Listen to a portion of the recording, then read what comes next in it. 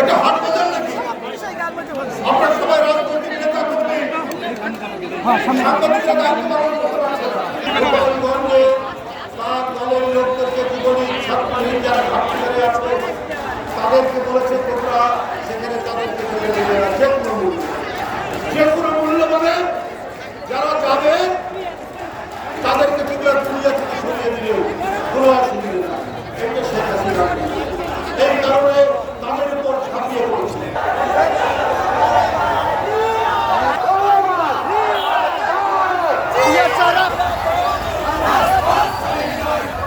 আমরা দেখতে পাচ্ছি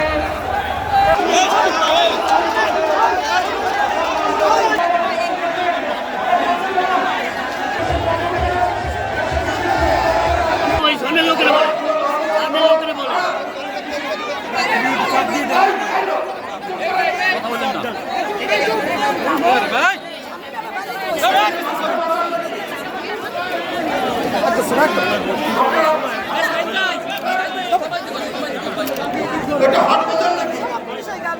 আপনারা সবাই রাজনৈতিক নেতা কর্মী সাংবাদিকরা দায়িত্ব পালন করতে পারছেন না।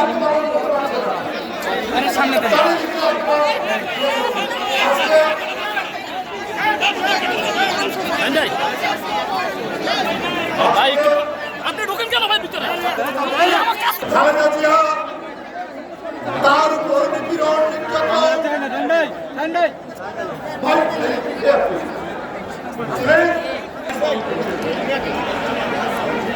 বন্ধুরা, যে বেগম জিয়া জীবনে শুধু গণতন্ত্রের উদ্ধারের জন্য লড়াই করেছেন, একবার হোসেন মোহাম্মদের সাথ গণতন্ত্র সেইখান থেকে গণতন্ত্র তারপরে শেখ হাসিনা 16 বছর তার বিরুদ্ধে মিথ্যা মামলা, তাকে হয়রানি,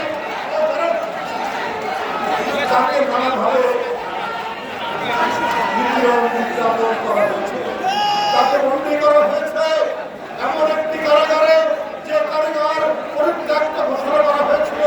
সে কারাগারের ভিতরে কোন ধরনের প্লাস্টার বা যে রুমের মধ্যে রাখা হয়েছিল সেখানে বালি উড়ে ধুলা উড়ে এত শারীরিক কষ্ট কারণ হচ্ছে শেখ হাসিনা মনে করে বেগম জিয়া বাইরে থাকা মানে শেখ হাসিনার বিপদ, বেগম জিয়া বাইরে থাকা মানে অবাধ সুষ্ঠু নির্বাচনের অধিকার তার জন্য